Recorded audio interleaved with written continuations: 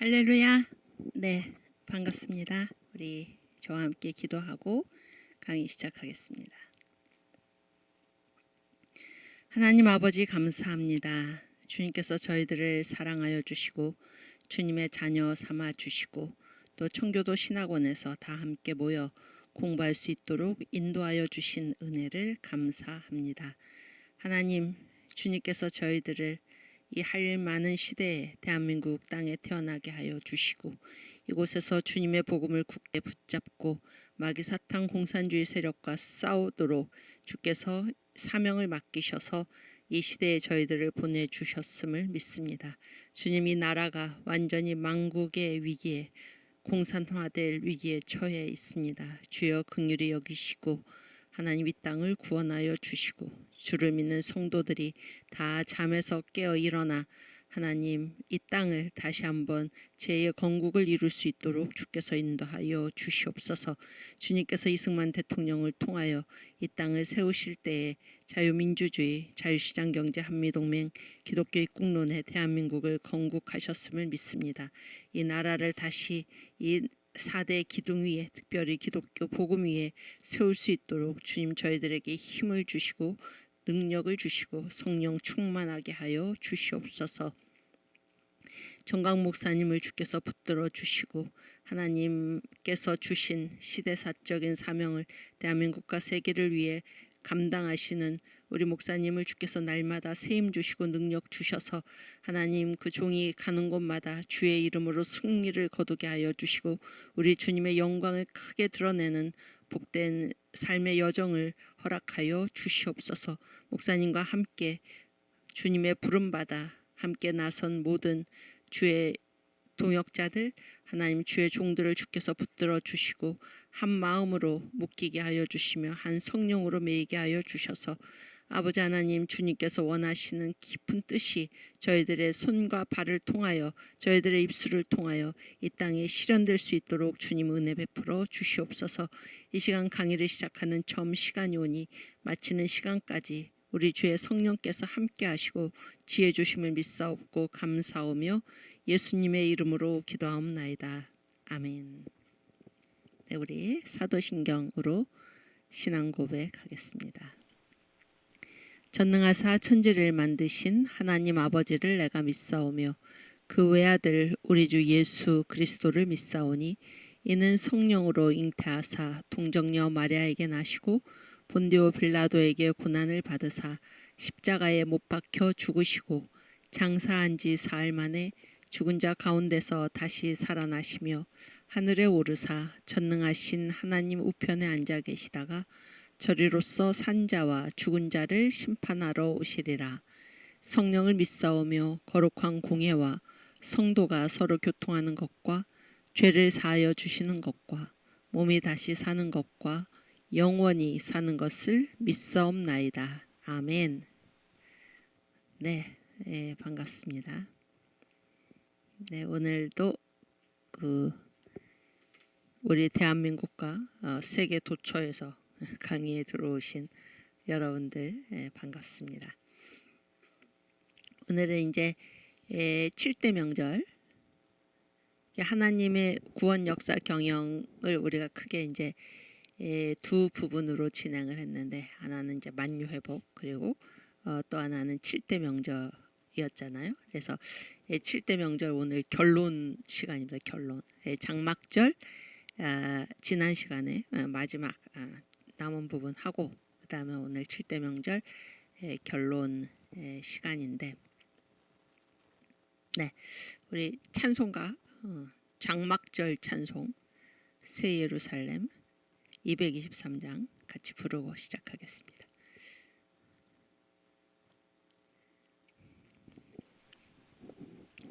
세상 모든 수고 끝나 우리 장막 벗고서 모든 근심 걱정 사라진 뒤에 주를 뵙고 성도 함께 면류관을 쓰리라.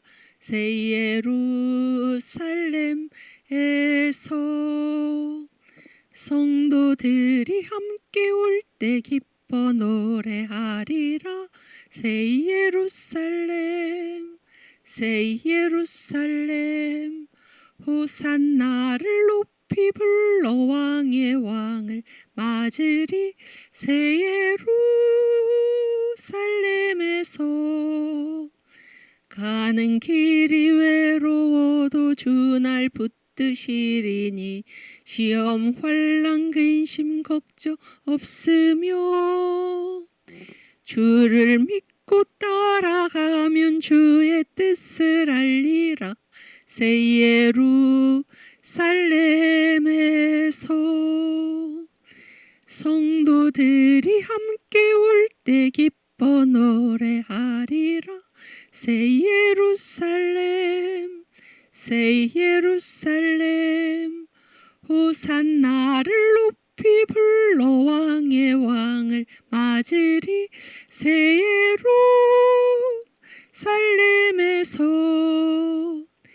내가 세상 작별하고 눈물 흔적 거둔 뒤 주의 찬란하신 영광 비칠 때 나를 구속하신 주를 기쁨으로 배우리. 새 예루살렘에서 성도들이 함께 올 때 기뻐 노래하리라.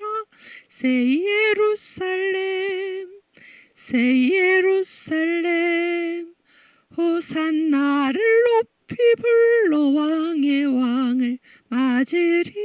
새 예루살렘에서 아름다운 그곳에서 구속받은 성도와 사랑하는 주를 만나 뵈올 때 주의 영광 노래하며 영원토록 살리라. 새 예루살렘에서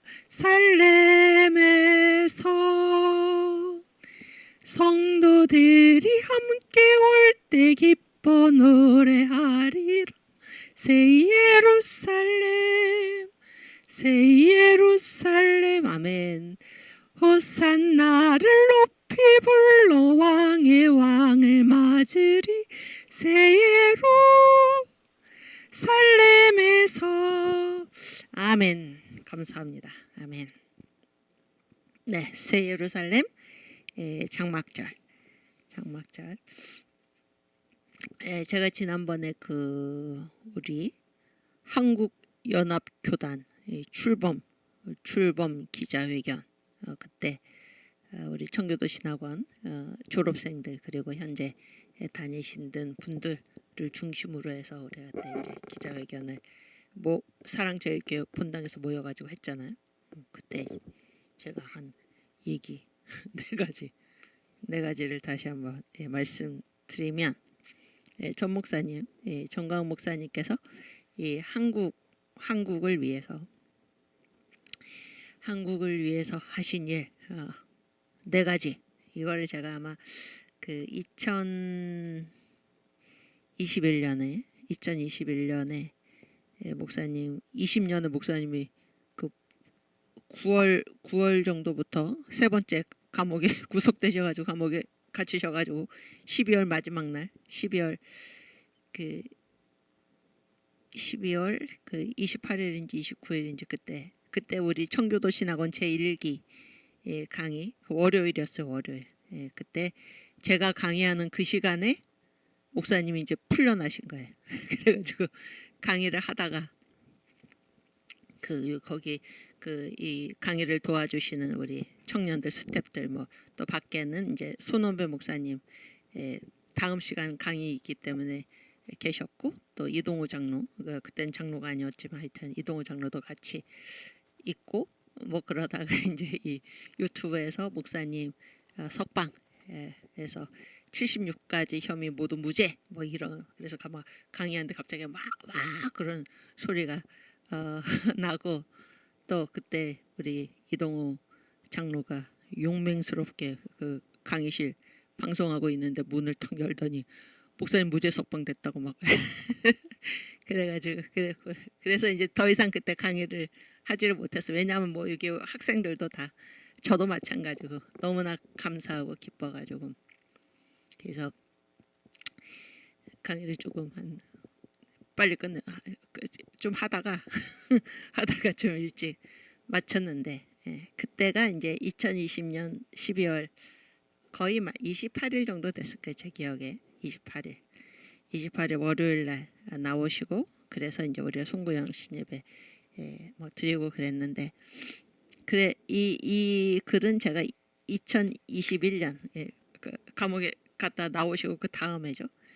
2021년 이제 8월 정도에 제가 이 글을 이제 그 예장 통합의 한국 장로신문이라고 있어요. 그 주간 신문 거기에 제가 계속해서 이 한국교회 비사 그 연재를 쓰고 있었는데 거기에 이제 이 글을 한번 쓴 적이 있습니다.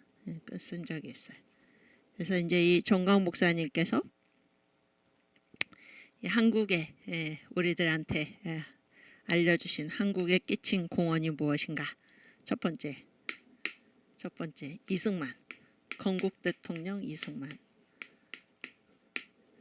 건국 대통령 이승만을 우리가 다 잊어버리고 있었고 알지도 못하고 알려고도 하지 않고 이 이승만 우리의 건국 대통령 국부 이승만을 이 역사의 대한민국 역사의 현장에 다시 올리신 분, 다시 환기시키신 분, 특별히 뭘 통해서 이승만 대통령의 설계도, 건국 설계도. 우리가 지금 하나님의 구원 역사 경영인데 이 큰 테마가 무엇이냐면 설계도예요. 설계도. 하나님께서 이 역사를 그냥 운행하시는 게 아니라 하나님의 설계도가 있다는 거예요. 설계도. 이 설계도에 따라서 이 역사를 지금 이끌고 계신다. 이게 큰 테마잖아요. 그것과 마찬가지로 이승만 대통령, 우리의 국부 건국 대통령 이승만에게도 대한민국을 건국할 때 설계도가 있다는 게 설계도. 이게 건국의 4대 기둥인데 다 아시죠, 여러분? 자유민주주의,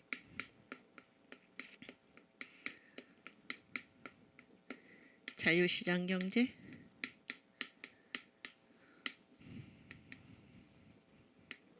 한미동맹,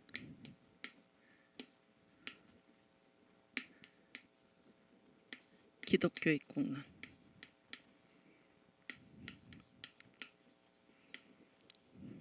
이게 건국의 4대 기둥이고 건국의 설계도인데 핵심이 무엇이냐면 바로 기독교익공론. 여기는 다 이 세 가지는 다 이 기독교 복음의 정신에 통하는 것입니다. 이렇게 대한민국 건국 설교도, 건국의 설계도, 건국의 4대 기둥 이것을 명시 딱 네 가지로 딱 명시하시면서 이승만 대통령을 이 대한민국 역사의 현장에 바로 세우신 분이 바로 정광훈 목사님입니다. 그리고 그 제가 이제 그 목사님 설교 언젠가 설교 어느 설교에서 왜 이제 그 이승만을 목사님께서 중요하게 생각하게 됐나? 물론 이제 그 고등학교 시절에 그 칠촌 아저씨죠, 전성천 박사. 저도 그 전성천 박사님이 쓰신 그 책을 한 권 가지고 있어요. 그게 이제 그분의 아마 그 예일대학교 박사학위 논문으로 제가 알고 있는데 예일이 석사고 그 프린스턴이 박사인지 그거 제가 헷갈린다. 하여튼 그 박사학위 논문인데 이제 한국에서의 교회의 분열과 연합 뭐 그런 영어 논문이에요. 영어 논문인데 그렇게 이제 그 논문을 쓰셨는데 그 전성천 목사님으로부터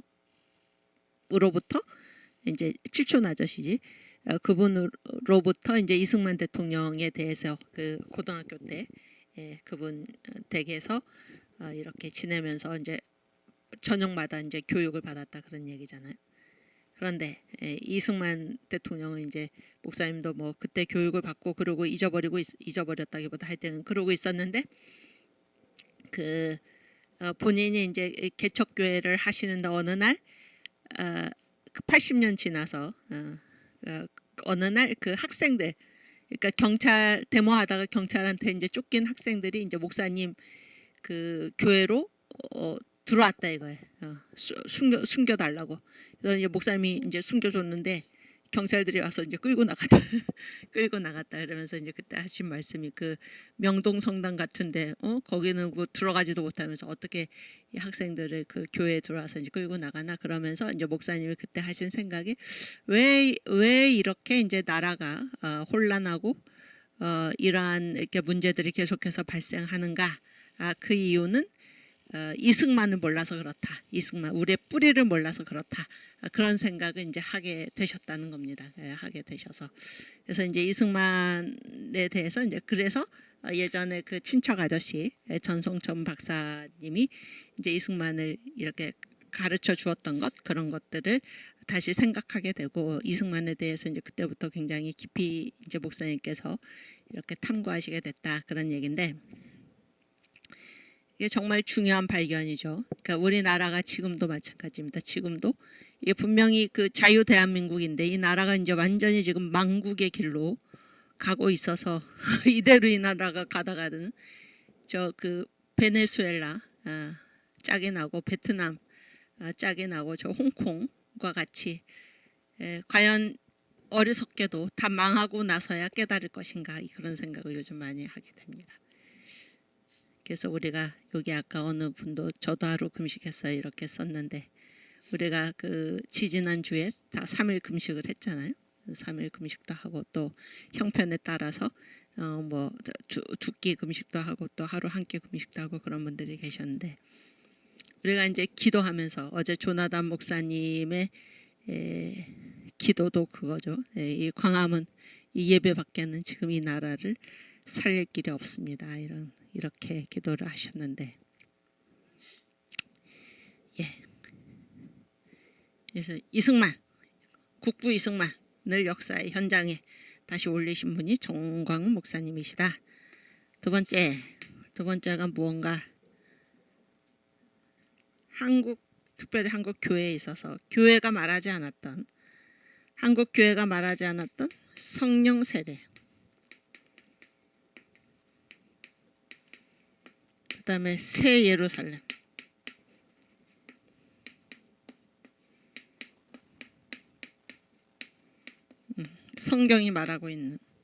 성경이 줄기차게 말하고 있는 성령 세례와 새 예루살렘을 다시 우리들에게 환기시키신 분.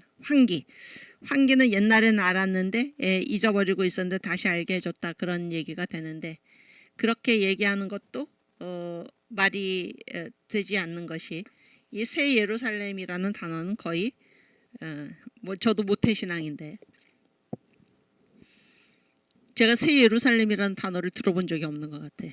뭐 신학교 가서의 문제가 아니라 어렸을 때부터 뭐 천국 뭐 이런 얘기도 많이 들었죠. 요즘은 뭐 교회에서 천국 지옥도 얘기를 안 하지만은 새 예루살렘이 있다.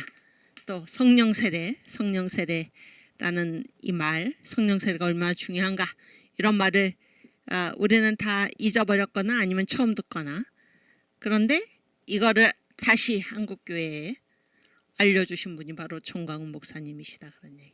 하나님의 설계도가 있다 이런 걸 알려주신 분이 정광훈 목사님이다. 세 번째, 한국교회가 한 일. 대한민국 역사에 있어서 교회가 아니고는 이 나라가 건국될 수가 없었죠. 민족의 개화. 그다음에 독립운동. 그다음에 건국. 이승만 대통령이 설죠. 그다음에 6.25에서 호국. 6.25 전쟁에서 승리. 그다음에 부국. 산업화. 그다음에 민주화는 그 87년 운동권 세대가 민주화를 한 게 아니고 이승만 대통령의 이 건국의 4대 기둥 이것이 위력을 발휘해서 결국에 민주화를 우리가 이루어냈고 그런 얘기죠. 이루어냈고 이 가짜 민주주의 세력이 이루어낸 것이 아니다 그런 얘기. 지금 국회에서 하는 그런 거를 우리가 뭐라고 그러나 짓이라고 그래. 짓. 국회에서 하는 짓을 보면 저 사람들이 정말 저게 정상적인 사람들인가? 정말 예, 정말 기가 막혀서 이제 말도 안 나, 말도 안 나오는 그런 나라에 지금 우리가 그런 나라에 살고 있는데 국민들이 국민들이 이 나라가 지금 이렇게 비정상적으로 가고 있는 것을 이상하게 생각하는 사람이 없다는 것입니다. 없다는 거예요. 국민의 절반 가까이가 나라가 지금 완전히 망해가고 있는데도 모르고 있다는 것입니다. 참 엄청난 상황에 우리가 지금 처해 있는데 반드시 우리가 제2의 건국 이루어내야죠. 이 국민 저항권, 주권은 국민에게 있다. 국민 저항권, 나라의 주인인 우리들이 나서야 하는 것입니다. 전하 1000만 서명을 달성을 해서 이 나라를 반드시 살려야 하는 것입니다. 그 다음에 대한민국 한국교회의 사명, 한국교회의 사명이 무엇인가? 대한민국 한국교회 내지 대한민국의 사명이 무엇인가? 사명, 이게 뭐예요? 뭡니까? 방법은 예수한국복음통일. 예수한국복음통일. 지금 우리가 목표로 하고 있는 것이 예수한국복음통일이죠. 그래서 뭐를 하려고 하나? 예수한국복음통일을 해서 뭐를 하려고 하나? 선교한국입니다. 선교한국. 그래서 우리 한국을 선교사들도 그렇고 옛날부터 우리는 이제 어떠한 의식이 있었나? 우리는 하나님께서 선택하신 또 하나의 민족이다. 그래서 동방의 이스라엘 이렇게 불렀죠. 동방의 이스라엘. 뭔가 특별한 나라입니다. 특별한 나라이고, 그래서 여러분도 아마 그 책을 이제 읽어보셨는지 모르지만은 또 하나의 선민 아리랑 민족, 그 책을 유석근 교수님이 쓰신 책인데, 그거는 순수한 이제 학문적인 연구인데 그 책을 꼭 여러분도 읽어보시기를 바라요. 그리고 옛날부터 우리나라는 아주 하는 일이 남다르고 1906년에 무어 선교사가 있어서 무어.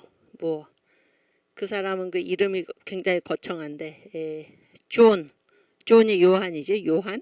그다음에 제카라야, 스가랴. 요한 스가랴 무어예요. 이름이. 세례 요한. 그다음에 뭐야? 스가랴.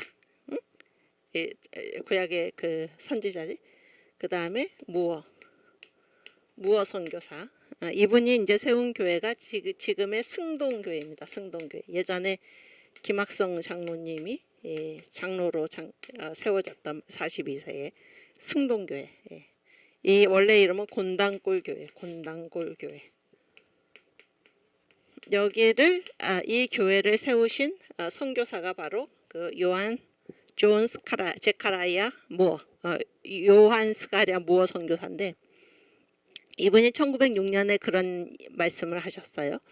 왜 하나님이 한국을 5000년 동안 그대로 두셨겠습니까? 그것은 이 세계의 종말이 오기 전에, 이 세계의 종말이 오기 전에 한국을 한번 크게 들어서 쓰시기 위해서입니다. 그때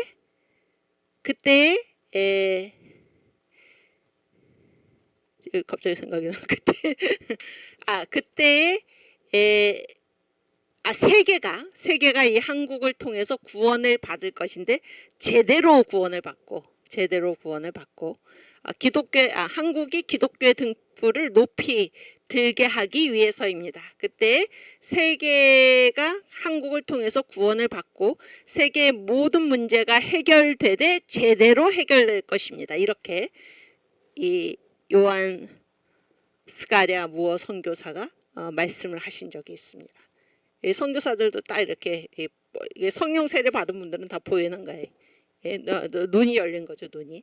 그렇게 한국에 대해서 얘기를 했고, 이 무어 선교사뿐만이 아니고 제가 여러 번 강조를 했는데 언더우드 선교사, 언더우드 선교사는 이 동북아 3국, 한국, 중국, 일본, 동북아 3국에서 한국이 중국은 앞으로 상업으로 일어날 것이고 일본은 군사로 일어날 것인데, 이게 이제 그 오시자마자 한 얘기예요. 오시자마자.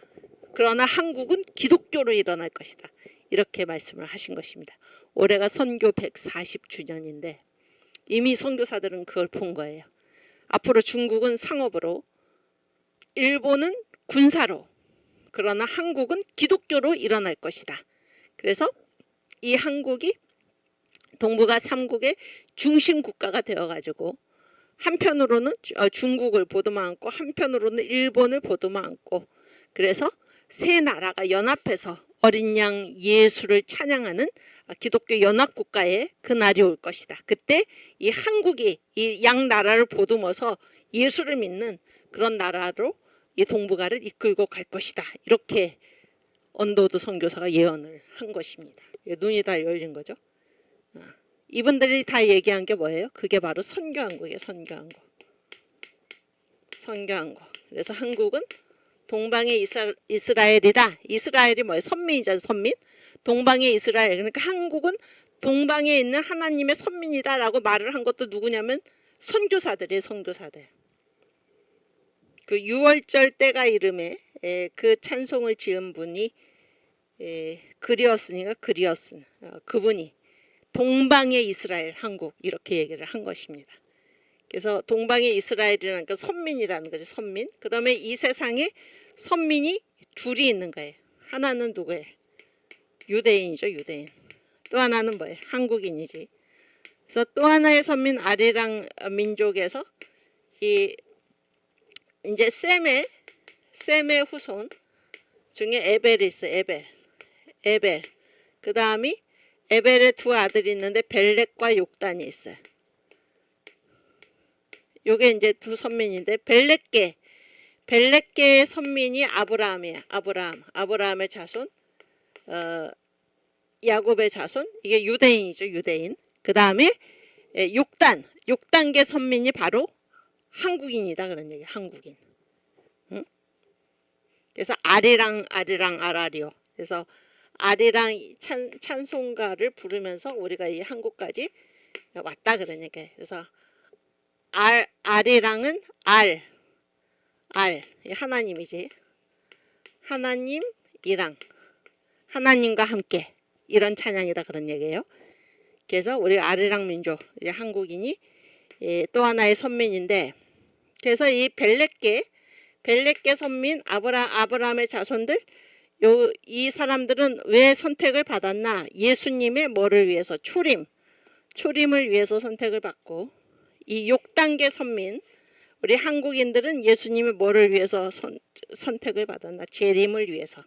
그래서 이 정광 목사님의 한국에 끼친 공헌 중에 네 번째 공헌, 제가 이제 글을 그렇게 쓴 거죠.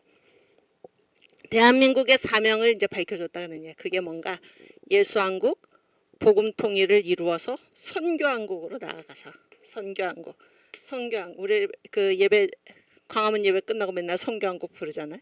그래서 우리 주님 오실 때까지 복음을 땅끝까지 전파해서 주님의 재림을 준비하는 그러한 사명을 우리 한국이 가지고 있다. 이거를 밝혀주신 분이 누군가 정광 목사님이다. 그런 얘기.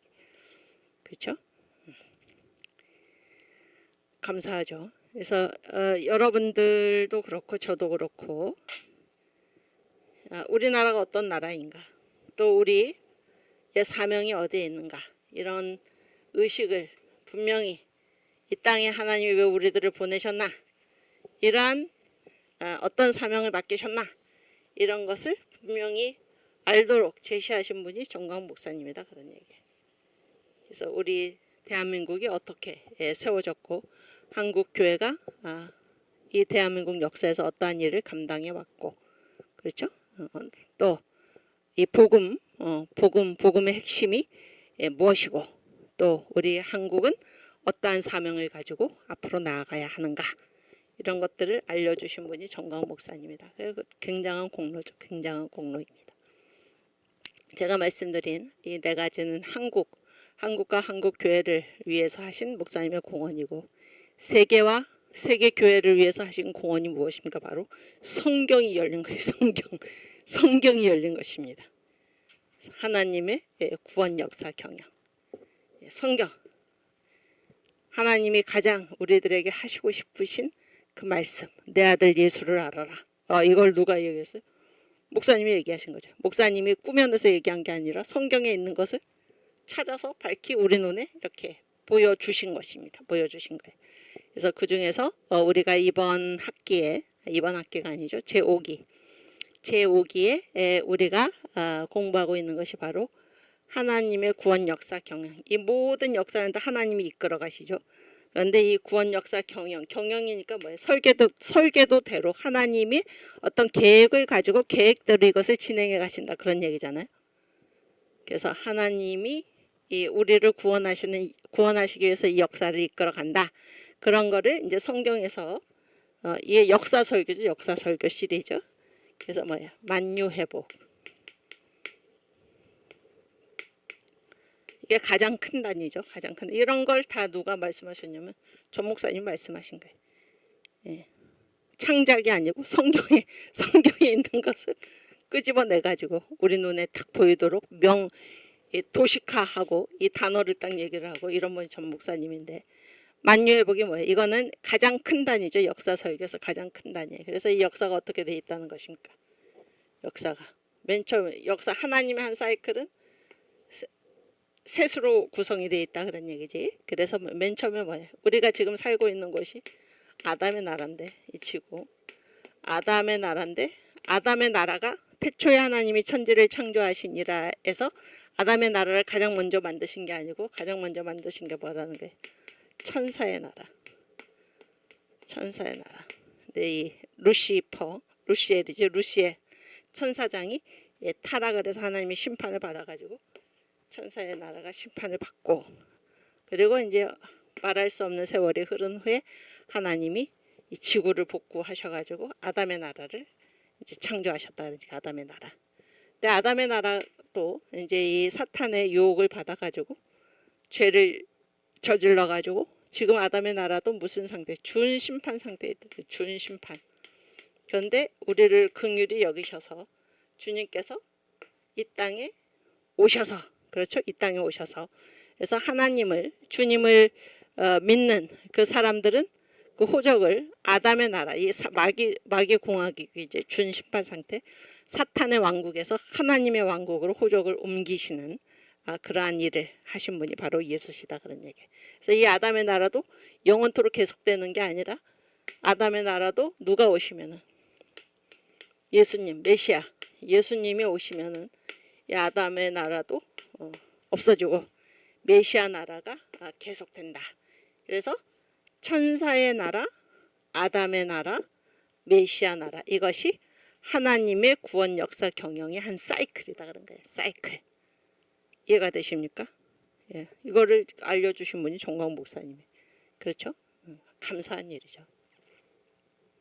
여러분, 천사의 나라 이런 얘기 살다가 들어보신 적 있습니까? 예, 저는 처음입니다. 여러분도 아마 들어본 사람이 없으리라고 생각하는데, 천사의 나라, 아담의 나라, 메시아 나라, 예, 성경에서 지금 말씀하시는 거고, 성경의 99점 몇 프로는 다 이 아담의 나라에 집중되어 있는 것은 우리의 뭐에 관심이 있어요? 하나님은 우리의 구원에 관심이 있다, 그러니까 우리의 구원에. 그래서 이제 이 아담의 나라, 우리를 어떻게 구원하실 것인가, 그것을 7대 명절, 7대 명절의 축복을 받아라. 요게 이제 하나님의 구원 역사 계획. 이 아담의 나라 사는 우리들을 예수께서 어떻게 구원하실 것인가, 이 땅에 오셔서 행하실 7가지 구속사역을 이 7대 명절을 통해서 우리에게 알려주셨다, 그런 얘기. 미리 예행연습, 7대 명절, 구약 유대인에게 7대 명절을 주시면서 내 아들 예수가, 나 하나님이 이 땅에 가서 이러이러한 일을 행하리라, 이 7가지 구속사역을 행하리라, 이렇게 알려주셨다 그런 얘기입니다. 그렇죠? 이 7대 명절은, 이 7대 명절은 다 이 아담의 나라에 살고 있는 우리들을 구원하시는데 하나님의 온갖 관심이 있고, 그것이 바로 하나님의 구원 역사 경영이다 그런 얘기예요. 응? 오케이. 자, 여기 뭐 오늘 뭐 이렇게 채팅창에 뭐 그 대답들을 활발히 해주셔서 감사합니다. 네. 그럼 우리 한번 볼까요? 제가 아주 전반적으로 지금 거의 다 얘기를 한 것 같은데 한번 오늘 마지막 시간이니까 네, 그거 띄워주세요. 네. 우리가 지난 시간에 장막절 천년왕국 했는데 그 뒷부분 안에서 천년왕국에 들어가는 순서가 있다는 거예요. 천년왕국에 들어가는 순서. 그러니까 들어가는 스타일이 두 가지예요. 두 가지. 이게 몸의 상태 있잖아요. 몸의 상태. 몸의 상태가 두 가지로 들어가요. 천년왕국에는. 그러니까 천년왕국이 절기로는 뭐예요? 장막절이죠. 장막절. 응? 장막절이지. 그래서 보세요. 나팔절. 나팔절에 이제 예수님이 재림하시죠. 공중 재림이지. 나팔절에 예수님이 재림을 하시면은 공중에서 어린 양의 혼인 잔치가 7년 동안 진행이 되고, 요것이 이제 지상에서는 뭐예요? 이게 7년 대환란이지. 그렇죠? 그래서 어린 양의 혼인 잔치, 이거는 주로 누가요? 부활체지, 부활체. 부활한 성도들이죠. 부활한 성도들.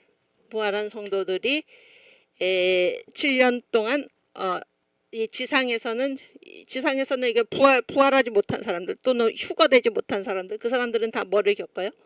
7년 대환란을 겪지. 주로 유대인들이죠. 7년 대환란은 한일에가 예루살렘으로 간 것이고, 70일에는 다 유대인과 거룩한 성 예루살렘에 대한 계시이기 때문에 이 7년 대환란도 누구의 얘기냐면 지금 유대인들 얘기다 그런 얘기. 어쨌든 이 사람들은 무슨 상태 얘기? 육체 상태로 이거를 겪잖아요. 겪고 나서 이제 속죄절을 통해서 하나님이 뭐를 가르쳐? 알곡과 쭉정이를 가르셔가지고 알곡 성도들을 다 어디로 이제 들이십니까? 다 어디로 들이시냐면은 천년왕국으로 들어가게 하시니까 장막절이지. 천년왕국. 그래서 천년왕국에 들어가는 이 상태, 우리 몸의 상태는 두 가지다 그런 얘기. 두 가지. 옛날에 인간의 이게 몸에는 세 가지 상태가 있다 그랬죠. 그래서 이 세상 살 동안은 뭐를 가지고 살아요? 육체를 가지고 살고, 그렇죠? 우리가 죽었어. 예수님 오시기 전에 죽었어요. 죽으면은 우리의 육체는 흙으로 돌아가고, 요즘 뭐 화장터로 가고, 혼은 풀어 없어지고, 영은 어디로 가? 영은 천국 아니면 지옥으로 가잖아요. 영체가 있다는 거예요. 죽었을 때 영체가 있고, 그런데 이 영이 우리의 마지막 상태가 아니라 우리의 최후 상태는 뭐예요? 부활체. 다 부활한다 그런 얘기예요. 다 부활을 한다. 예수 안 믿는 사람도 안 믿은 사람도 부활한다 그런 얘기예요. 부활하는데 이 나팔절에 하는 부활이 뭐예요? 첫째 부활이지. 첫째 부활은 뭐예요? 생명의 부활이죠. 생명의 부활. 그래서 이 천년왕국에 들어갈 때 예수 믿고 죽은 사람들, 요 사람들은 예수님이 나팔절 재림하실 때 다 데리고 와요. 그 영혼들을 다 데리고 와서 부활을 시키고, 그때까지 안 죽고 살아있는 사람들은 공중으로 들려 올라가서 그 몸이 육체에서 뭐예요? 부활체로 변해가지고 공중으로 들려 올라가서 이제 이 어린 양과 함께 7년 그 혼인잔치를 하는 거죠. 혼인잔치를 하고, 그때 예수를 안 믿어서 이 휴거가 안 된 그 사람들은 주로 이제 유대인들, 이방인들로서는 이 휴거가 우리의 최종 목표이고 최종 상태이고, 이 유대인들은 다 이제 육체 상태로 7년 대환란을 다 겪고, 그렇죠? 그렇게 해서 제 얘기는 지금 천년왕국에 들어갈 때 두 가지 상태가 있다는 거예요. 이방인들은 뭐예요? 생명의 부활을 한 이방인들은 부활체로 들어가고, 그 다음에 유대인들도 천년왕국에 들어가요. 그런데 유대인들은 무슨 상태로 들어가요? 육체로 들어간다. 육체로. 이해가 되시죠? 그래서 육체로 들어가서 근데 이 천년왕국은 이 땅이 어떻게 되나, 이 천년 동안 마귀가 지금 결박되어 있는 상태이고, 그랬을 때 천년왕국은 아담과 하와가 선악과를 따먹기 전의 상태로 돌아가는 거예요. 하나님이 창조하신 그때의 상태로 돌아가서 뭐 해산의 수고도 없고 병도 없고 저주도 없고 아무것도 없어요. 다 하나님이 창조하신 그때의 상태로 돌아가는 때가 바로 천년왕국이에요. 천년왕국이니까 이 육체로 들어간 유대인들이 뭐 천년 동안에 계속 애를 낳는 거예요. 애를. 해산의 수고가 없으니까 그 엄마들이 이제 애를 낳고 막 당장 막 이렇게 뭐 골프 치러 가도 되고 막 수영을 해도 되고 막 해산의 수고가 없으니까, 그랬을 때 죽지도 않고 계속 천년 동안 애를 낳으니까 그 수가 얼마나 많겠습니까? 그래서 하나님께서 아브라함에게 말씀하신 내 자손이 내 자손이 하늘의 별과 같이 땅의 티끌과 같이 바닷가의 모래와 같이 내 자손이 이제 많다, 그렇게 말씀하신 그것이 거짓말이 아니라 정말로 실현이 되는 것입니다.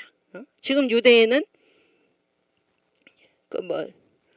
유대인은 몇 명 정도예요 지금?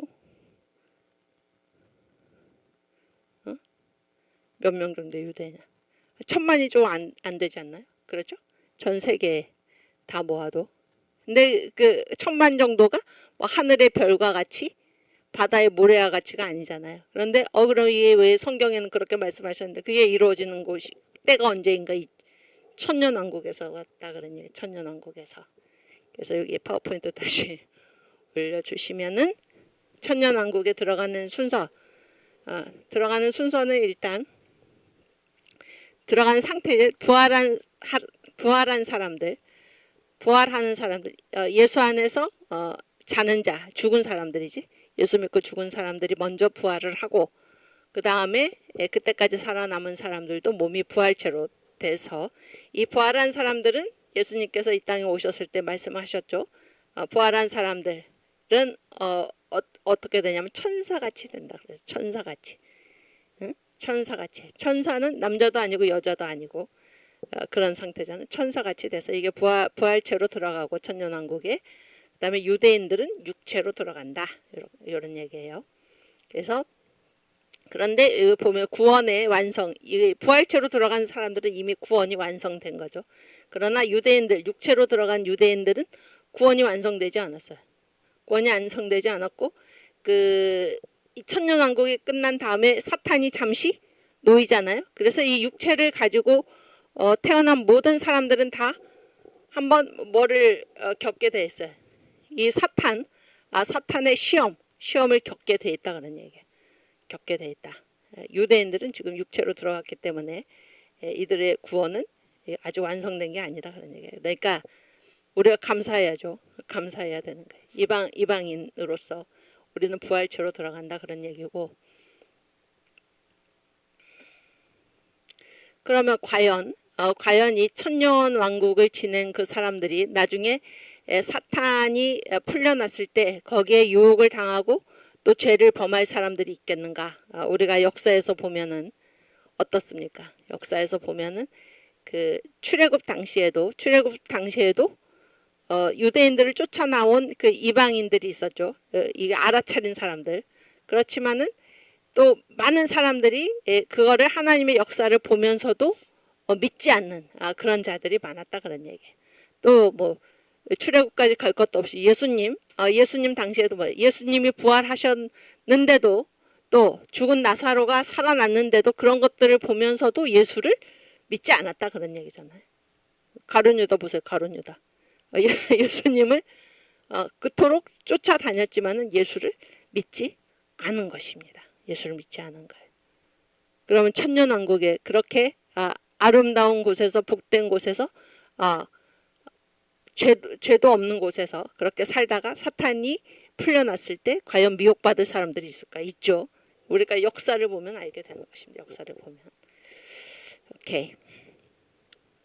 그리고 마지막으로 천년왕국은 하나님의 설계도의 종착역이다. 그래서 하나님의 구원 역사 경영, 맨 처음에 뭐예요? 예수가 이제 이 땅에 오셨죠.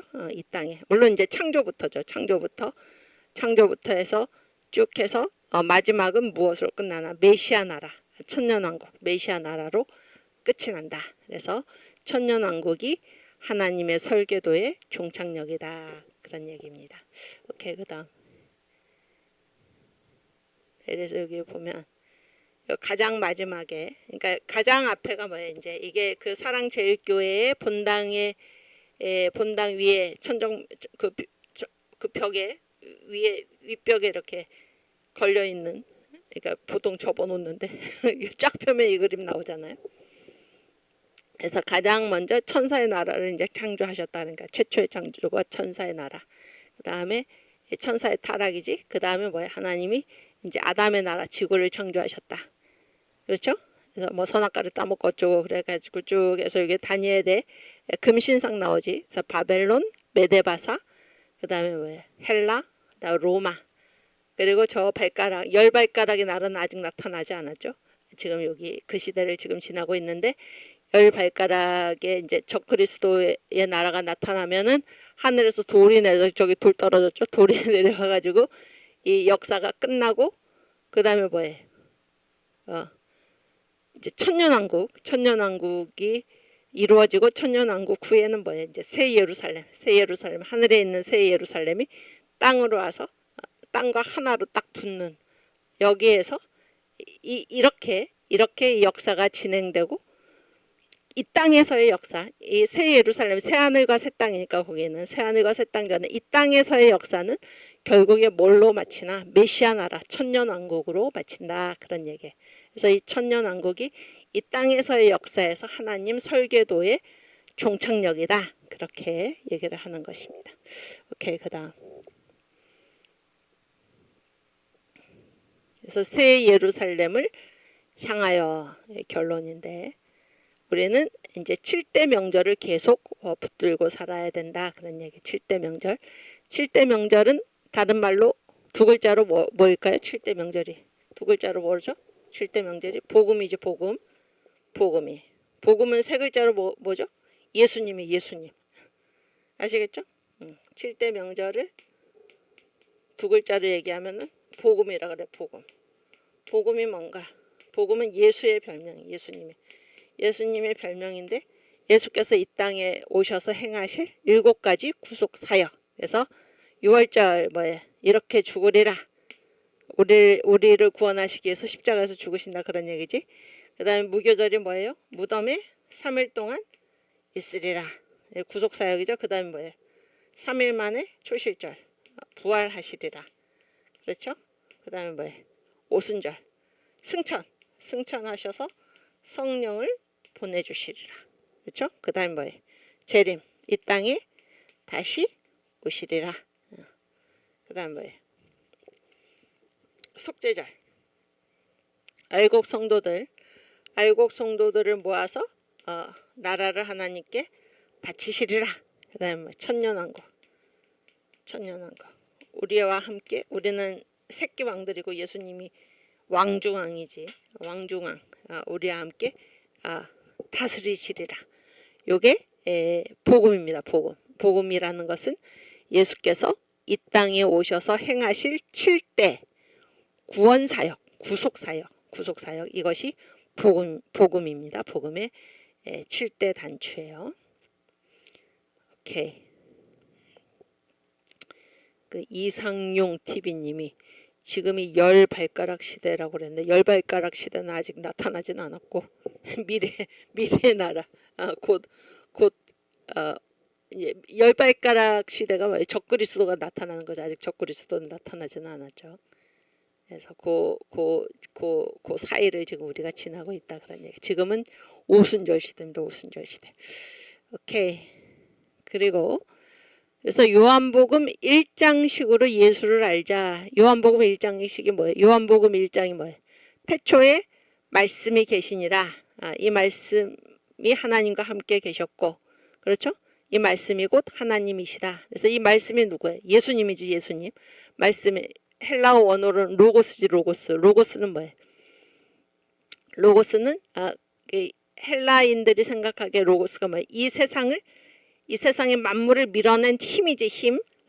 그걸 하나님까지 연결하지 못했는데 이 세상을 밀어낸 힘이고 우리가 믿는 하나님은 이 세상을 창조하신 분이죠. 창조하신 분. 예수님. 그래서 요한복음 1장식으로 예수를 알자. 이게 무슨 말인가? 예수님은 누구시라는 거야? 창조주이시다. 그러니까 창조주이시다. 그래서 빛이 있으라 말씀하신 그 사람이 누군가? 바로 예수시다. 그런 게 예수. 그래서 예수님은 하늘에 계실 때는 이름이 하나님이신데, 그렇죠? 이 땅에 오셨을 때 이름이 뭐예요? 그분이 바로 예수님이시다. 그러니까 예수님. 응?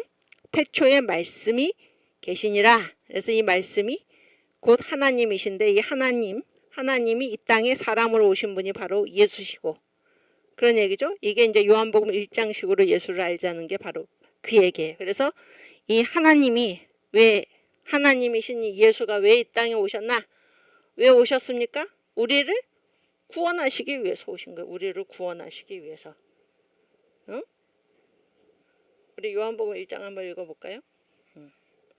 요한복음 1장.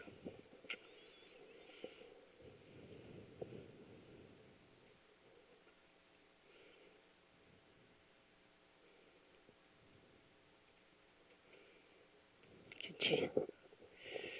태초에 말씀이 계시니라. 이게 말씀이라고 하지 말고 이건 그냥 말이라는 그 말이 아니고 로고스입니다. 로고스. 예수님이에요. 로고스를 한번 바꿔서 읽으면 태초에 로고스가 계시니라. 이 로고스가 하나님과 함께 계셨으니 이 로고스는 곧 하나님이시니라. 아멘. 그가 태초에 로고스가 태초에 하나님과 함께 계셨고 만물이 로고스로 말미암아 지은 바 되었으니 지은 것이 하나도 로고스가 없이는 된 것이 없느니라. 그러니까 로고스이신 우리 예수님이 누구라는 거예요? 창조주다. 그런 얘기. 창조주. 이게 요한복음 1장식으로 예수를 아는 거예요. 아시겠죠? 그런데 가만히 안 계시고 이 세상에 오셨다는 거예요. 그 안에 생명이 있었으니, 로고스 안에 생명이 있었으니 이 생명은 사람들의 빛이라. 빛 대신 예수. 빛이 어둠에 비추되 어둠이 깨닫지 못하더라. 그래서 쭉 밑으로 내리면 10절 아니 9절 참빛 예수님이죠. 참빛 곧 세상에 와서 각 사람에게 비치는 빛이 있었나니 예수님이죠. 예수님이 이 땅에 오셨다 그런 얘기예요. 이 땅에 오셨다. 하나님이 하늘에 가만히 안 계시고 이 땅에 오셨어요. 빛으로. 왜? 우리를 구원하시려고. 그가 로고스가 세상에 계셨으며 세상은 로고스로 말미암아 지은 바 되었으되 창조주이신데 세상이 창조주 예수님 그를 로고스를 알지 못하였고 자기 땅에 오매 이 땅이 원래 예수님 거잖아요. 자기 땅에 오매 자기 백성이 영접지 아니하였으나 그러나 사람들이 몰라봤다는 거예요. 영접하지 않았다.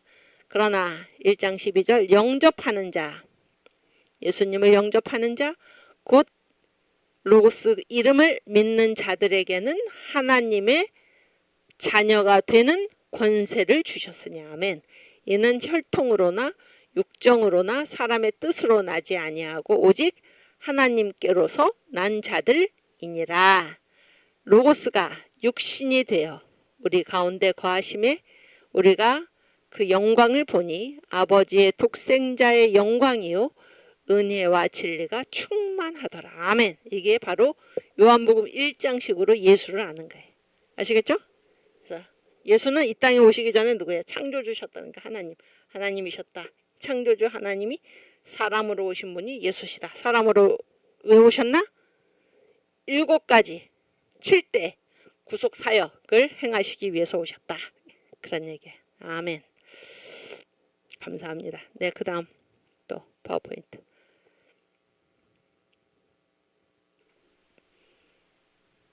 그 다음 7대 명절에 한 주제도 건너 뛰어서는 안 된다. 이게 무슨 말이에요? 내가 믿고 싶은 것만 믿고 믿고 싶지 않은 것은 믿고 싶지 않거나 못 믿겠는 거는 안 믿어도 된다. 그러면 안 된다. 그런 얘기예요. 우리가 예수를 믿는다는 것은 7가지 7대 명절 7대 복음, 복음의 7대 단추, 예수께서 이 땅에 오셔서 행하셨고 앞으로 행하실 이 7가지 구속사역, 7대 구속사역을 다 믿는 거예요. 이게 예수를 믿는다는 뜻입니다. 7개 중에 6개는 믿고 1개는 나는 도저히 믿지 못한다. 이건 예수를 안 믿는 거예요. 왜냐하면 성경이 지금 7대 명절을 얘기하고 있기 때문에. 성경 전체는 예수 이야기라고 그랬죠. 요한복음 5장 39절. 너희가 성경에서 영생을 얻는 줄 생각하고 이 성경을 상고하거니와 이 성경은 곧 나에 관한 것이다. 예수님이 직접 말씀하셨죠. 성경은 누구에게? 예수님 얘기예요. 내 얘기.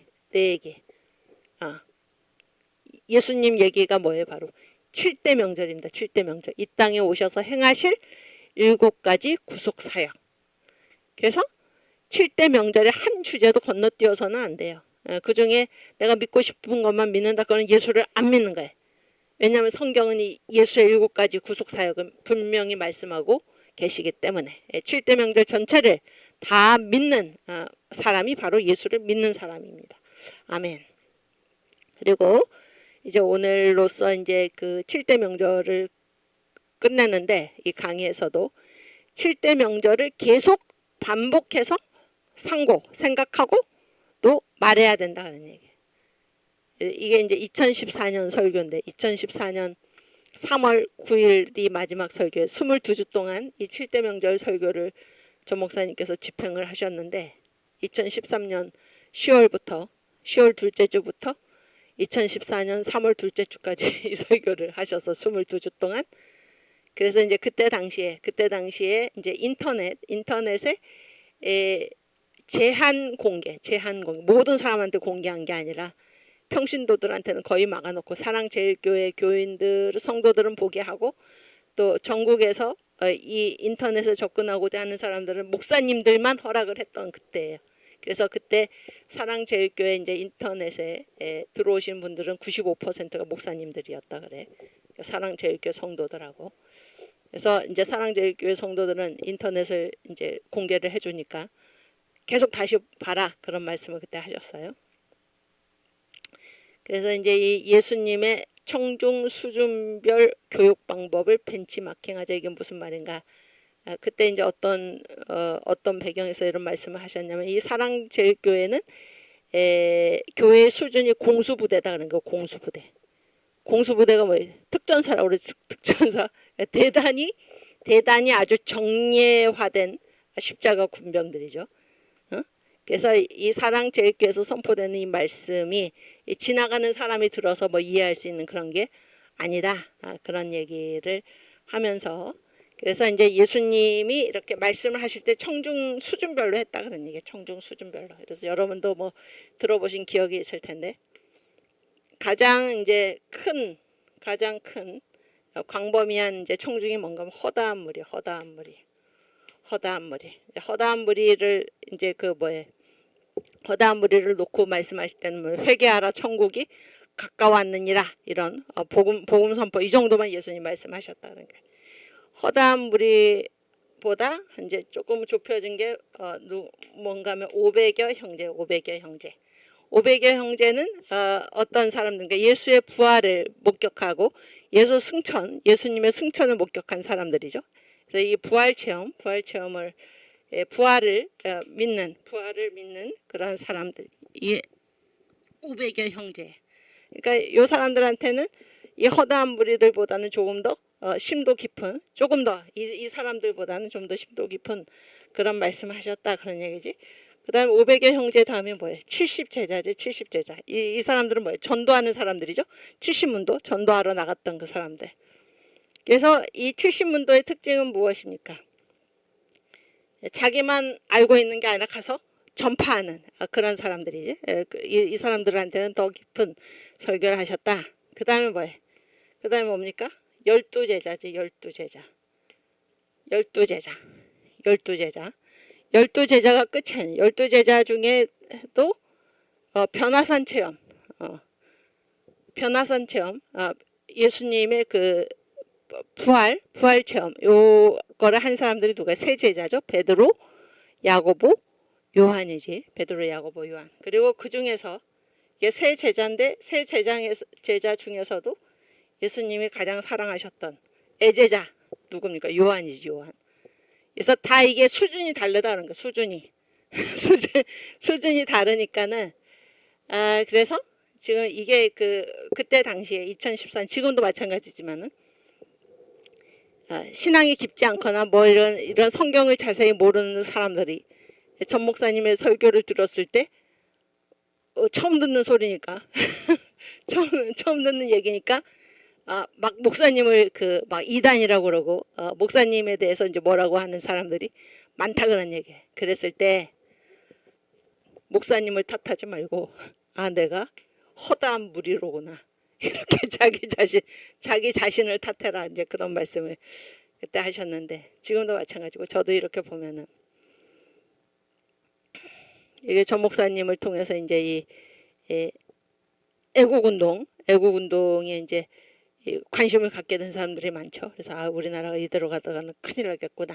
근데 그 사람들 중에 어떤 사람들이 있는가? 이 허다한 무리가 있어가지고 허다한 무리가 있어서 뭐 목사님한테 뭐 이렇게 해야 되지 않습니까? 뭐 이렇게 해야 되지 않습니까? 그래서 목사님께 이제 말하기가 듣기도 어렵고 그러니까는 막 이제 그 목사님 주변에 있는 사람들, 심지어는 뭐 저같이 아무것도 아닌 사람한테 저한테도 막 이렇게 하라고 목사님께 좀 전해주세요, 이런 사람들이 많은 걸 제가 보고 이 생각을 했습니다. 이 생각. 그러니까 이게 다 왜 그러니까 자기 수준에서 이게 이해를 한다 그런 생각을 해요. 자기 수준에서. 그래서 예전에 전 목사님께서 윤 대통령이 대통령 되시고 나서 그런 말씀을 하신 적이 있는데, 바둑 얘기를 하면서 5급 바둑 5급 저는 바둑을 잘 몰라요. 바둑 5급 두는 사람들이 10,000명이 모여 있어도 거기서 나온 얘기는 다 몇 급에 해당되는 얘기일까요? 5급에 해당되는 얘기지. 그러나 여기에 일단 바둑 1단, 저는 이게 이제 바둑을 잘 모르기 때문에 고수죠, 고수. 바둑 1단 있는 사람 한 사람이 있어도 여기에 10,000명이 모여 있어도 여기서 나온 얘기는 다 5급 얘기고, 이 사람이 딱 봐도 한 수를 두는 그것이 결정적이다, 이런 말씀을 하신 적이 있는데, 우리가 이제 지금 이 망국의 위기에서 우리가 다 합심해서 뜻을 모아서 복종하고, 그런 얘기, 복종하고. 그러니까 목사님만큼 오랫동안 애국운동을 해오신 분이 없거니와, 또 더구나 가장 강력한 강점이 무엇입니까? 선지자죠, 선지자. 그거는 뭐 우리가 이제까지 이제 다 보아왔죠. 얼마나 하나님께서 쓰시는지. 그래서 우리로서는 뭐 이렇게 해주세요, 뭐 저렇게 해주세요, 뭐 이렇게 해야 되지 않겠습니까? 뭐 이런 얘기가 아니고, 다 믿고 맡기고 이 대장 하나님께 이 사명을 받아서 헌신하시는 목사님 뜻에 이제 우리가 그 복종해서 한 마음으로 나아가야 한다, 그런 생각을 하게 됩니다. 하게 되고, 네, 그래서 복종이 중요하다, 그런 생각을 하게 돼요. 네. 그다음 보면 또 파워포인트 7대 명절로 한국 강산의 복음 혁명을 이룩하자. 그래서 뭐 예수한국 복음 통일이 지금 말씀하신 게 아니고 옛날부터 하신 얘기고, 특별히 이 대한민국 제2의 건국을 지금 우리가 얘기하고 있는데, 2014년에는 그때도 나라가 무너졌지만은 그게 우리 눈에 막 이렇게 눈에 보이도록 그렇게 나타났던 때는, 그때도 완전히 나라가 망했지만 문재인 등장하기 전이니까 그렇게까지 심각하게 생각은 못했는데, 이제 우리가 이 문재인 정권이 들어서고 나서 완전히 그때 이제 나라가 망할 뻔했죠. 망할 뻔했습니다. 정광 목사님이 나타나셔가지고 3번 깜빵을 안 다녀오셨으면 나라는 벌써 넘어갔습니다. 그건 사실이죠. 우리가 다 그렇게 좌파 독재라죠. 좌파 독재. 어떤 청년을 이제 이 광화문에 그 여자 청년인데 그 청년은 그때 이제 그 코로나 때 코로나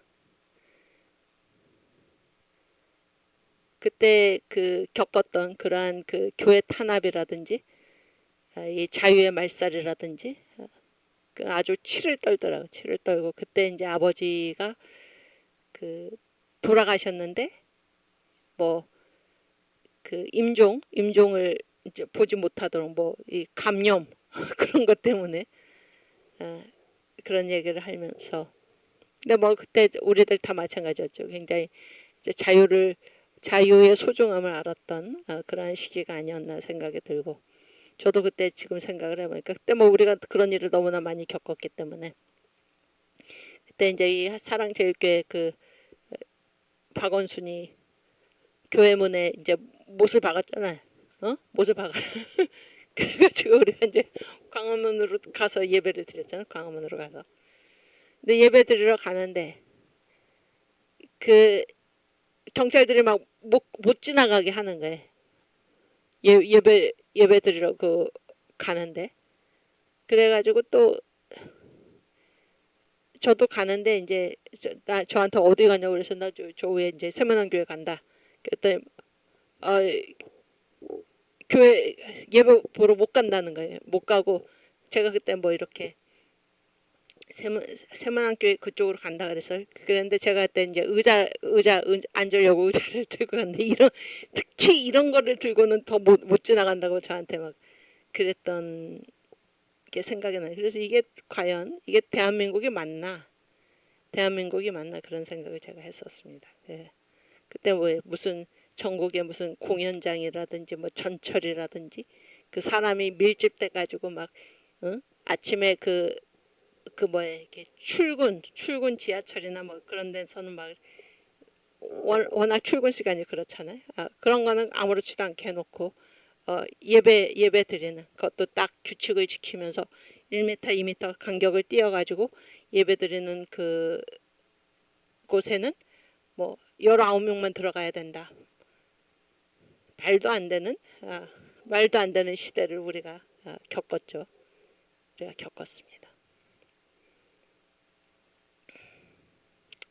그래서 7대 명절로 한국 강산의 복음 혁명을 이룩하자. 그래서 이 예수한국 복음통일, 예수한국 복음통일, 자유통일이 우리 시대의 최대의 과제이고 지금 이 공산화의 이 망국의 위기에서 이런 일이 지금 계속 반복될 거다 그런 얘기예요. 계속 반복될 거다. 대통령 세워봤자 또 탄핵이 될 거고 뭐 목사님 말씀으로는 뭐 만약에 이재명이 대통령이 된다 그래도 이재명도 뭐 대통령을 했을 때 자기 맘대로 못하고 뭐 미국 눈치도 보고 그러면 또 북한에서 또 이 탄핵시킬 거 아니냐 뭐 그런 말씀을 하셨죠. 맞는 말씀이죠. 그랬을 때 이 모든 일을 끝내는 그것이 무엇입니까? 복음통일입니다. 자유통일. 세상 말로는 자유통일. 우리 말로는 복음통일. 예수한국 복음통일. 북한이 저대로 있는 한 이 나라는 결코 자유롭지 못한 것입니다. 그래서 2014년에 목사님께서 7대 명절로 한국 강산의 복음혁명을 이룩하자 그렇게 설교를 하셨는데 지금은 더욱더 그렇습니다. 더욱더 우리가 이 자유통일을 이룰 유일한 길이 무엇입니까? 7대 명절로 한국 강산의 복음혁명을 이룩하는 것입니다. 그렇지. 여기 120문도가 빠졌다고. 맞아요. 120문도 아까 안 썼나? 그렇지. 그러니까 허다한 무리 그 다음에 500여 형제 부활 체험한 사람들이고 그 다음에 120문도는 뭐예요? 성령 세례 받은 사람들이지. 70제자는 뭐예요? 이게 전도 특공대죠. 그 다음에 12제자, 세제자, 그 다음에 애제자 이렇게 120문도가 빠졌네. 오케이. 그 다음 그 다음에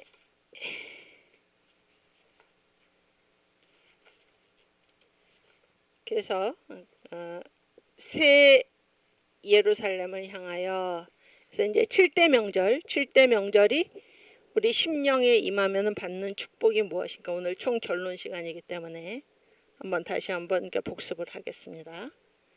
네, 그 다음 파워포인트. 그래서 7대 명절이 우리 심령에 임하면 받는 축복. 6월절이 우리 심령에 임하면 우리가 뭘 받나요? 구원을 받지, 구원. 그러니까 이제 전 목사님이 이 7대 명절은 세 가지의 의미가 있다, 세 가지 축이 있다 그러지. 첫 번째는 구약 백성 유대인에게 주신 명절 7가 7대 명절이다. 두 번째는 그런데 이 유대인들은 이게 무슨 뜻인지도 모르고 지켰는데 복을 받았다. 세계 최대의 복을 받았다. 그런데 이걸 알고 우리 지키는 우리들은 얼마나 큰 복을 받겠나, 그런 얘기잖아요. 두 번째는 뭐예요? 예수님이, 우리의 사랑의 대상인 예수님, 예수께서 이 땅에 오셔서 이루실 7대 구속사역이다. 이게 두 번째 축이고, 7대 명절의 세 번째 축은 뭐예요? 신약 백성인 우리들, 우리죠, 우리예요. 신약 성도인 우리들의 심령 속에 이루어질 7대 복음 사건. 이 셋 중에서 뭐가 가장 중요한가? 그런 말씀하셨어요. 이 셋 중에서 뭐가 가장 중요한가? 구약의 유대인에게 주신 7대 명절 나랑 무슨 상관이냐? 응? 또 예수님께서 이 땅에서 이루실 7대 구속 사역, 이거를 이루셨는데 이거를 내가 받아들이지 않으면 무슨 소용이냐, 그런 얘기. 그래서 이것이, 이 7대 구속 사역이 지금 이 시대를 살아가는 신약 성도인 우리들의 어디에 이루어져야 된다는 거예요. 우리의 심령 속에 이루어져야 한다. 7대 복음 사건이 이게 가장 중요하다, 그런 거예요. 예수님께서 그런 일을 하셨구나, 이거를 미리 보여주신 건데 이거는 나랑 아무런 관계가 없다는 거예요. 이거를 내 사건으로 만들어야 된다. 내 사건으로. 그런 의미에서 이 세 번째가 가장 중요하다, 그렇게 말씀을 하시는 것입니다. 다시 파워포인트. 그래서 6월절이 우리 심령에 임하면은 우리가 구원을 받아요. 구원이 뭔가? 우리 죽어서 어디 가는 거예요? 천국 가는 거예요. 천국. 또 예수님이 이 땅에 다시 오실 때 우리도 부활해서, 주님과 함께 우리도 부활해서 영원한 하나님과 함께 하나님의 장막 안에 우리가 거하는 것입니다. 구원이 인생 최대의 중요한 문제이고, 인생 최대의 축복이 무엇인가? 구원이에요. 구원이 6월절이 이루어지지 않으면은, 구원이 이루어지지 않으면 나머지 명절은 없어요, 우리한테. 구원이 첫 번째 가장 중요한 최대의 축복이다, 그런 얘기예요. 그래서 반드시 6월절이 우리 심령에 임하여야 하는 것입니다. 예수 피를 의지하여 저는 주님께서 십자가에서 흘리신 그 보혈의 피의 공로를 의지합니다. 우리에게 구원이 이루어지는 것입니다. 아멘. 그 다음에 무교절. 예수께서 십자가에 달려 죽으시고 무덤에 3일 동안 계셨던 것과 마찬가지로 하나님께서는 6월절을 통해서 구원받은 성도들을 반드시 무교절의 무덤에 집어넣으시는 것은, 무덤은 뭐예요? 모든 게 다 죽는 것이죠. 모든 게 다 죽는 거예요. 썩어 없어지는 거예요. 그래서 우리의 옛자, 예수 믿기 전에 옛사람, 구원은 받았어도 옛사람은 그대로 남아있다는 거예요. 그래서 우리의 옛사람, 다른 말로는 선악과, 자기의 뜻과 의지와 견해, 하나님의 뜻과 의지와 견해와 구분된, 독립한, 분리된, 하나님으로부터 분리된 우리의 옛자, 우리의 뜻, 의지, 견해를 하나님께서 반납받으시기 위해서, 그래서 하나님의 뜻과 의지와 견해에 일치돼서 살게 하시기 위해서, 그렇게 해야만 복을 받으니까, 그것이 바로 무교절입니다. 무교절. 그래서 무교절을 통해서 하나님은 우리를 성화, 거룩하게 만드시기를 원해. 하나님의 자녀답게. 아멘. 왜 거룩하게 만드시나요? 복 주시려고. 아멘. 그래서 우리가 자기 뜻과 의지와 견해를 그대로 가지고 있을 때는 하나님 우리를 쓰실 수가 없는 것입니다. 그래서 모세 같은 경우에는 하나님이 쓰도록 쓰기에 합당한, 그래서 이 무교절의 무덤에서 꺼내시는 것을 하나님이 이제 쓰시기에 합당한 상태가 된 거죠. 그 무교절을 모세는 몇 년이나 겪었습니까? 40년 동안 40년 동안. 그래서 모세가 자기 의에 사로잡혀 가지고 돌을 들어서 자기 동족 히브리인을 억압하는 그 이집트인 애굽인을 돌로 쳐서 죽였죠. 그때 하나님 뭐예요? 그때는 내가 너를 쓸 수가 없었다. 그러나 미디안 광야로 쫓겨나서 40년 동안 무덤 생활을 한 모세를 하나님이 찾아가셨죠. 그때는 쓸 수 없었어. 그때는 쓸 수 없었으나 그러나 이 40년을 지내면서 너가 이 광야의 무교절을 통해서 이제 내가 쓰기에 이제 합당한 그릇이 되었다. 이렇게 말씀하시는 것입니다. 그랬을 때 여러분, 이 무교절은 누구나 다 겪게 돼 있어요. 이게 무교절이 없는 사람은 없습니다. 없는 사람은 없는데 관건은 무엇일까? 우리는 무교절에서 빨리 나와야 된다. 그러니까 빨리 나와야 된다. 내가 나오고 싶다고 나오는 게 아니고 하나님이 꺼내주셔야 되는데 언제 하나님이 이 무교절의 무덤을 열어주실까? 우리의 선악과를 반납했을 때, 다시 말하면 우리의 뜻과 의지와 견해를 주님께 반납했을 때 예수님이 그 일을 하셨죠. 뜻을 반납하러 오신 예수죠. 뜻을 반납하러 오신 예수. 예수님처럼 아버지여 내 뜻대로 마시고 아버지의 뜻대로 하옵소서.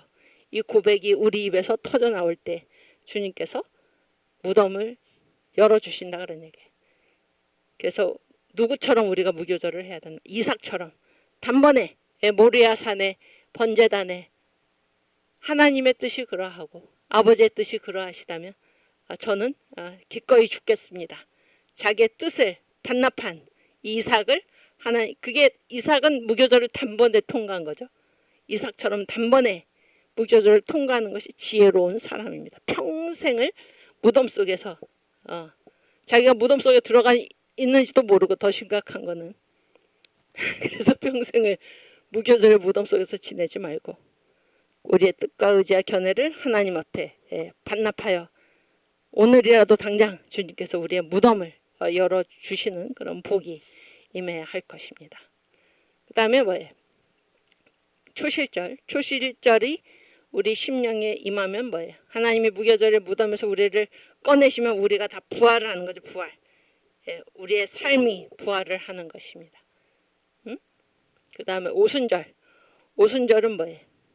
오순절은 성령 충만이죠. 오순절. 예수께서 오순절이 뭐예요? 예수님이 승천하신 후에 뭐를 보내주셨어? 성령을 보내주셨죠.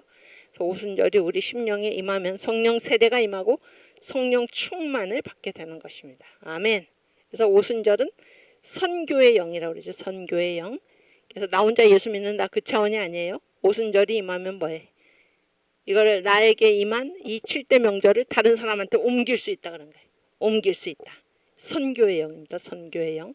그다음에 나팔절. 나팔절이 우리 심령에 임하면은 재림, 예수께서 다시 오신 그날을 고대하면서 예수께서 다시 오시기만을 고대하면서 우리가 살아가게 되고, 그래서 이 세상에 어떤 이게 사사로운 잘잘한 이런 것들에 웃고 울고 하지 않는다는 게 이게 초연한 저 새 예루살렘을 바라보면서 주님께서 이 땅에 오시기를 기다리면서 그렇게 초연한 삶을 살게 된다.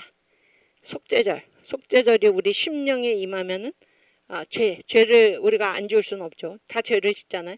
다 실수를 하죠. 그러나 죄를 갖고 1년 2년 뭉개지 않고 한 달, 2달 뭉개지 않고 죄를 짓는 즉시 빨리빨리 회개하는 능력이 임하는 것입니다.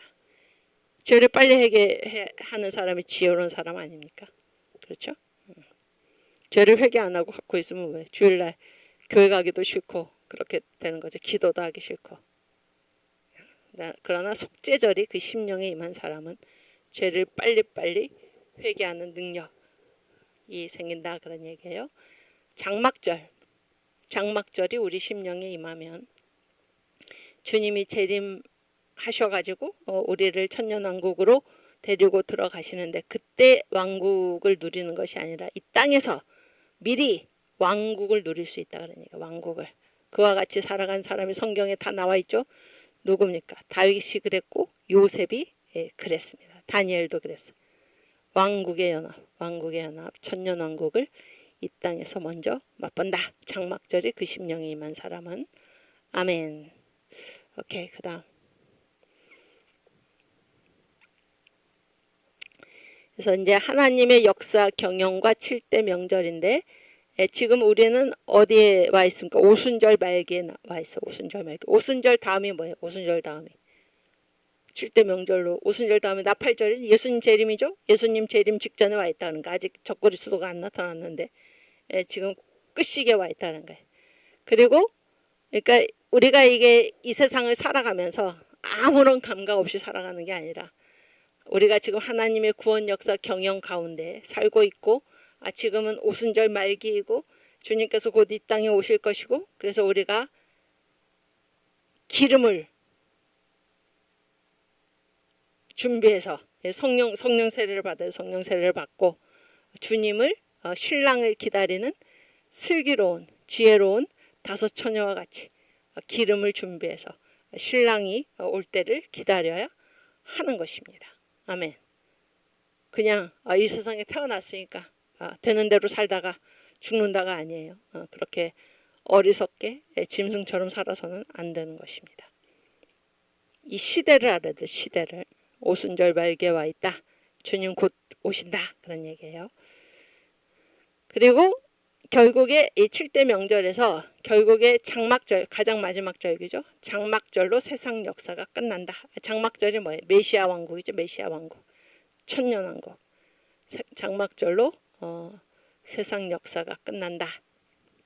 그리고 하나님의 사이클은 창조부터 새 예루살렘까지이다. 새 예루살렘. 그래서 지금 7대 명절 중에 유월절, 무교절, 초실절, 오순절까지는 지금 이루어졌죠. 예수님 승천하셨죠. 성령 보내주셨죠. 그런데 앞으로 세 명절, 나팔절, 속죄절, 장막절도 이루어질까 안 이루어질까? 당연히 이루어지죠. 당연히 이루어져요.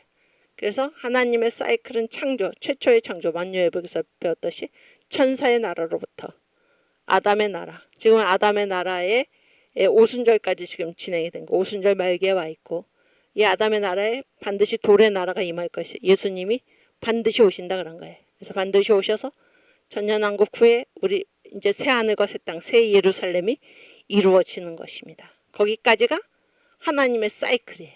한 사이클. 거기까지가 한 단위다 그런 얘기. 한 단위. 아시겠죠? 이거를 우리가 받아들여야 하는 것입니다. 성경이 그렇게 말씀을 했고 하나님의 말씀대로 역사가 착착착착 진행돼서 특별히 다니엘서 예언대로 역사가 그대로 집행이 돼서 바벨론, 그 다음에 뭐예요?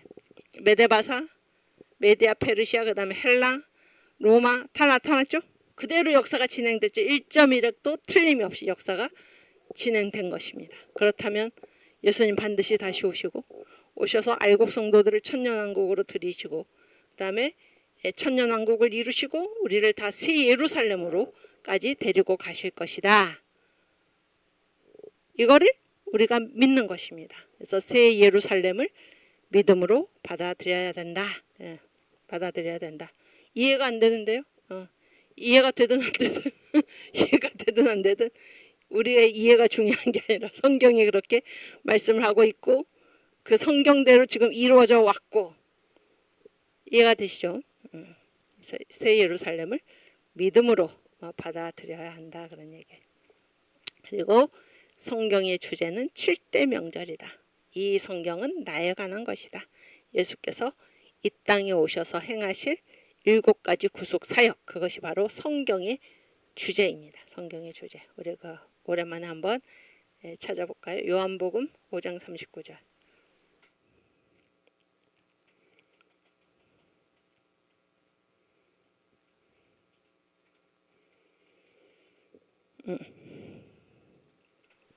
예수님 하신 말씀이에요. 너희가 성경에서 영생을 얻는 줄 생각하고 성경을 상고하거니와 이 성경이 곧 내게 대하여 증거하는 것이로다. 아멘. 성경 66권. 이때 이제 예수님 말씀하실 이 당시는 뭐예요? 성경 그 구약 성경 다 누구에 대한 증거입니까? 예수님에 대한 증거예요. 구약은 뭐 예수께서 오시리라. 신약은 뭐 예수께서 오셨다 그런 얘기죠. 예수께서 오셨다. 그 다음에 이게 성경의 주제는 예수님. 모든 성경은 나에 대한 증거이다. 그 다음 요한복음 8장 20장 31절. 성경의 기록 목적. 성경의 기록 목적이 무엇인가? 우리의 예수가 하나님의 아들이시다. 예수가 우리의 구원자이시다. 또 예수의 이름을 믿는 우리가 영생을 얻게 하시기 위해서다. 이게 성경의 기록 목적이에요. 예수님 얘기다 하는 게 성경을 기록한 목적은. 오직 이것을 기록함은 너희로 예수께서 하나님의 아들 그리스도이심을 믿게 하려 하며, 이 예수가 우리를 구원하시기 위해서 이 땅에 오셨다 이거죠. 또 너희로 믿고 그 이름을 힘입어, 우리를 구원할 유일한 이름 예수입니다. 그 이름을 힘입어 생명을 얻게 하려 함이니라. 아멘. 성경이 왜 기록되었나? 예수가 이 땅에 오셔서 우리를 구원하신다.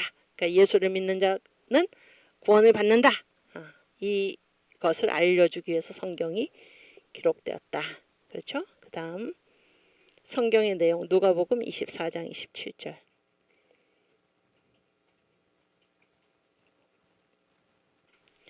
이에 모세와 및 모든 선지자의 글로 시작하여 모든 성경에 쓴 성경에 쓴 내용이 뭐예요? 자기에 관한 것. 예수님 자기에 관한 것을 자세히 설명하시니라. 아멘. 그래서 모든 성경은 다 무슨 얘기? 7대 명절. 예수님 얘기예요. 모든 성경의 주제가 7대 명절이라는 거예요. 7대 명절. 예수. 다른 말로 복음. 복음의 7대 단추. 예수께서 이 땅에 오셔서 행하실 7대 구속 사역. 이것이 성경의 주제이다. 그런 얘기예요. 오케이. 또 파워포인트. 그래서 이제 우리는 결론으로 우리는 이제 어떻게 살아야 됩니까? 이제 이 하나님의 구원 역사 경영이 어떻게 되는지 우리가 다 알았죠. 만유 회복을 통해서 7대 명절을 통해서 다 알았죠. 그랬을 때 우리의 눈이 항상 어디에 있어야 돼? 예. 이 세상 나라는 뭐예요? 돌이 임하면은 다 없어지고 마는 거예요. 그래서 이 없어지고 말 이 세상 나라에 우리의 눈을 붙이고 살면 안 되고, 그렇죠? 장차 이 말 돌의 나라 새 예루살렘, 거기에다가 우리 눈을 고정하고 사는 사람, 그 인생만이 부패하지 않는다 그런 거예요. 새 예루살렘에서 우리 눈이 떨어져 가지고 이 세상에서 무엇을 먹을까, 무엇을 입을까, 어떤 권세를 누릴까, 어떤 명예를 누릴까, 새 예루살렘에서 우리의 눈이 떨어지는 그 순간에 우리는 마귀의 밥이 되고, 그렇죠. 우리는 타락하게 된다. 타락하게. 새 예루살렘에 항상 눈을 고정하고 살자.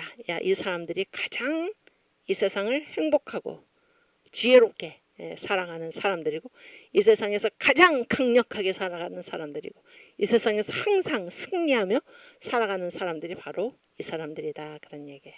아멘. 7대 명절의 축복이 여러분의 심령 속에, 또 저의 심령 속에 임해서 우리가 유월절부터 장막절, 왕국의 연합까지 이 세상에서 미리 맛보면서 누리면서 살아가고 반드시 승리하는, 우리나라도 반드시 살려내는 그러한 역사의 주인공들 다 되시기를 주님의 이름으로 축복합니다. 아멘. 우리 그 주기도문하고 마칠 텐데, 다음 시간부터는 6월 그 23일 날이 이제 이 강의 종강인데, 이 하나님의 구원 역사 경영은 오늘로 종강을 하고, 다음 시간부터는 이제 그 남은 시간 동안 그 한국교회 찬송 가사 예전에 했던 강의인데, 그 강의를 그 기간에 딱 맞춰가지고 하도록 하겠습니다. 네, 감사합니다. 우리 주기도문 하고 마치겠습니다. 하늘에 계신 우리 아버지여, 이름이 거룩히 여김을 받으시오며 나라가 임하옵시며 뜻이 하늘에서 이룬 것 같이 땅에서도 이루어지이다. 오늘날 우리에게 일용할 양식을 주옵시고, 우리가 우리에게 죄 지은 자를 사하여 준 것 같이 우리 죄를 사하여 주옵시고, 우리를 시험에 들게 하지 마옵시고 다만 악에서 구하옵소서. 대개 나라와 권세와 영광이 아버지께 영원히 있사옵나이다. 아멘. 네, 감사합니다. 우리 제2의 건국을 위해서 열심히 싸우고 이 나라 다시 세우고 다음 주 주일날 예배 또 같이 잘 드리고 다음 주 월요일 날 다시 반갑게 뵙겠습니다. 감사합니다.